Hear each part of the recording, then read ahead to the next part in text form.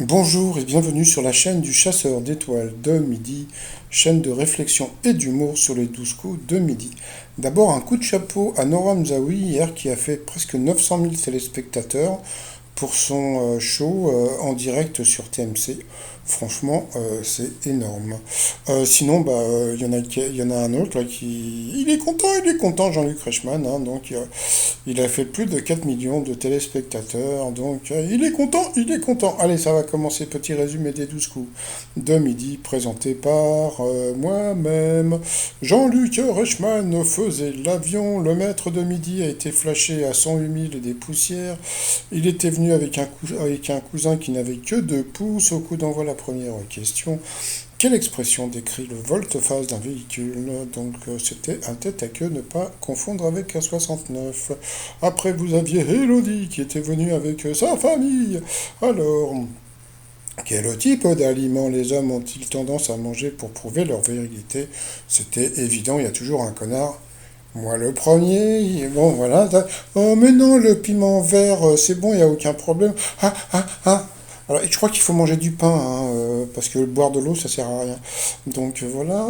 Ensuite, que vous aviez Fabrice, voilà, qui était venu avec ses proches. Donc voilà.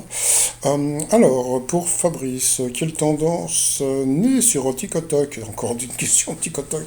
Fin 2020 a tellement fait fureur qu'elle a été adoptée par les stars et le monde de la mode quelques mois plus tard. Eh bien, c'était les cernes. Et il y a un truc qui est super rigolo, c'est que j'avais un t-shirt que j'ai fait il n'y a pas très très longtemps. C'est rendez-vous. Rendez-vous les yeux, vous êtes cernés. Ah, elle est bonne, hein. Donc voilà. Ensuite, vous aviez Mario qui travaillait chez Bell, le Frompton. Donc, j'en parlais il n'y a pas longtemps avec la vache kiwi. Alors, donc, était venu avec sa famille, qui était d'origine espagnole. Olé. Hein? Belle, fromage, olé. Hein? Tiens, et puis, je veux pas te dire du mal, mais la fondue, c'est olé. Bon, allez, voilà, ça va. Qui se sent noyé d'après le titre sorti en novembre 2021? C'était Attic qui avait joué dans Validé, je crois. Par contre, je sais pas si on peut toujours télécharger des films sur Internet. Moi, depuis que je suis sur Netflix, surtout qu'il y a plein de films que j'ai envie de voir. Donc, si vous connaissez des sites de streaming free, donc n'hésitez pas. Quel plaisir minuscule vanté par Philippe Delerme en 97 aurait pu tomber aurait pu faire tomber son best-seller sous le coup de la loi Evin. Donc bon, c'était connu, hein, c'était la première gorgée de bière. Et je me rappelle de ce bouquin, il était tout petit et c'était un best-seller mais qui faisait genre 40 pages, quoi, même pas. C'était vraiment tout petit. Dans quelle région de France vit-on le plus longtemps? Eh bien voilà.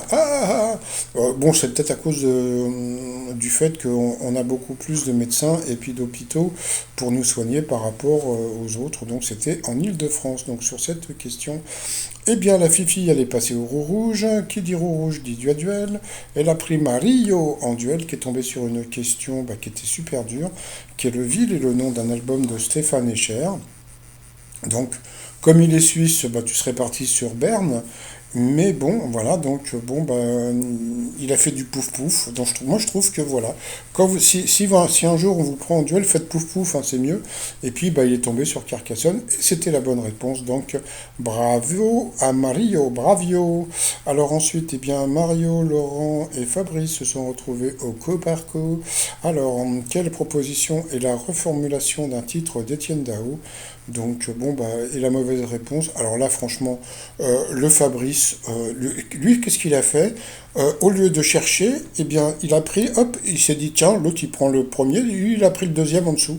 Bah non, il y avait plein de trucs qui étaient hyper connus, donc, je sais pas, comment dire, le Grand Sommeil, Tombé pour la France, etc., etc. C'était super, bon, tant pis, hein, donc il est passé à l'orange. Ensuite, qui a joué dans les trois volets de La Vérité si je mens? Donc là aussi, c'était facile. puisque la mauvaise réponse était Vincent Elbaz qui n'avait pas joué dans le 2, et c'est vrai que c'était Gad Elmaleh qui l'avait remplacé, je ne me rappelle plus pourquoi. Donc voilà, donc sur cette question, eh bien le Fabrice, il est passé au rouge. Qui dit rouge dit duel. Il a pris le Mario en duel qui est tombé sur la question la plus rigolote de la journée, hein. Donc bien sûr, qu'est-ce qu'un xylophone? Alors vous aviez une unité de mesure, vous avez une danse des années 80, vous avez un mets suédois, vous avez un instrument de musique. Donc c'était vraiment une question. On a l'impression, vous savez, c'est des questions pour les fous dans les hôpitaux psychiatriques. Donc bien sûr, c'était un instrument de musique. Donc ensuite, eh bien, Mario et Laurent se sont retrouvés en coup fatal. Alors, va-t-il avoir des questions plus faciles ou plus difficiles? Donc c'est parti, mon kiki. De quelle saison sont les légendes écrites par Jim Harrison? Donc, alors ça, c'était une question qui était moyenne, hein, quand même, parce que bon, bien sûr que le film est connu, Légende d'automne, mais bon, c'était pas une question facile, et idem pour Mario, qui est Natsu, que le youtubeur Squeezie met souvent en scène dans ses vidéos. Donc c'était un chien, donc heureusement qu'il le suit, parce que franchement c'était pas évident. De qui l'écrivain russe Gogol a-t-il écrit le journal? Donc c'était le journal d'un fou. Pas confondre, parce que bon, il y a Maître Collard, hein, Maître Collard Gogol, c'est moi qui suis Maître Collard Gogol. Bon, passons. Ensuite, lors de quelle guerre mondiale les poilus ont-ils combattu? Donc c'est bien sûr 14-18. Ça serait super rigolo de faire une guerre, mais des mecs imberbes, parce que bon, on parle souvent des poilus. Pourquoi il n'y aurait pas une guerre des mecs imberbes? Bon, passons. C'est de la philosophie, hein. Quelle est l'origine du mot pyjama? Tiens, on a appris un truc, c'était indien. Quel film de 2016 conte l'histoire d'un paysan algérien en route pour le salon de l'agriculture de Paris? Donc ça c'était connu, c'était La Vache avec Jamel Debbouze. Debbouze de vache, bon passons. Quand il désigne l'examen médical, que signifie le R du sigle IRM? Il a dit radio, c'était autre chose, je ne sais plus, bon passons. Comment s'appelle la cantatrice qui tient le premier rôle dans un opéra? Donc il a dit une diva, c'était une prima donna. Ça, je ne savais pas. Ensuite, quelle revue de BD a été créée par les dessinateurs Mandrika Gottlieb et Claire Bretéché? Eh bien, pourtant je le lisais, c'était l'Écho des savanes, donc ça, il l'a pas trouvé. Bon, après, il y a eu plein de questions, etc. Et puis, bon, après, il a perdu le sympathique Mario. Donc, bravo à Mario. Donc, voilà. Et puis, bon, après, bon, est-ce que Mario a eu des questions plus difficiles? Je sais pas. Aujourd'hui, j'ai pas fait attention, hein. J'avais la tête ailleurs. Par rapport au coup de maître, alors, durant quel mois fête-t-on chaque année l'arrivée du Beaujolais nouveau? Tiens, en plus, c'est rigolo, c'est parce que c'est pas une question de saison, donc c'était bien sûr au mois de novembre. Ensuite, ça m'a fait rire. Dans quelle pièce de la maison est généralement rangé le cul de poule? Et donc, il y avait la salle de bain, la cuisine ou l'autre. Bah, il a dit l'autre, hein. Et en fin de compte, c'était la cuisine. Donc, le cul de poule, bah, c'est ce truc-là. Bah voilà. Donc, on peut dire qu'il l'a eu dans le cul. Qu'est-ce qu'il est drôle. Donc, voilà. Ensuite, quelle coupe le PSG a-t-il remporté pour la 14e fois en 2021? Bien sûr, la Coupe de France. Qui incarne Hermione dans les films Harry Potter? Donc, bien sûr, c'était Emma Watson. Bon, c'est un mélange de questions. Bah, c'était facile, à part l'histoire du cul de poule. Bon, peut-être qu'il aurait pu connaître s'il avait été un peu cuisinier. Puis à la fin, depuis 2019, qu'est-ce qui est officiellement reconnu comme bénéfique pour la santé mentale et physique par l'OMS? Eh bien, il a dit l'autre. Eh bien, c'était pas l'autre. Vous voyez, parce que l'autre c'était la méditation, donc ça aurait pu être ça, et en fin de compte c'était l'art. Donc en fin de compte, il l'a eu dans le cul et il l'a eu dans l'art. Oh, qu'est-ce que c'est rigolo. Donc ensuite, par rapport à l'étoile mystérieuse, alors qu'est-ce qu'on voit? Sur la droite, vous avez un arrosoir, vous avez des feuilles, et puis vous avez, comment on appelle ça? Alors il y a une feuille, un pot, un arrosoir, des crayons, et puis je sais plus comment ça s'appelle cette bestiole, une girafe. Donc voilà. Moi, pour l'instant, je cherche pas, hein. Je vais rester sur Kirikou. Donc, je sais pas, j'ai jamais vu Kirikou, donc on verra bien. Sinon, pour finir, le t-shirt du jour, c'est le fameux t-shirt dont je vous ai parlé tout à l'heure. Rendez-vous les yeux, vous êtes cerneux. Non, il est rigolo quand même. Donc sur le site romignon.com. Sinon, alors donc bravo.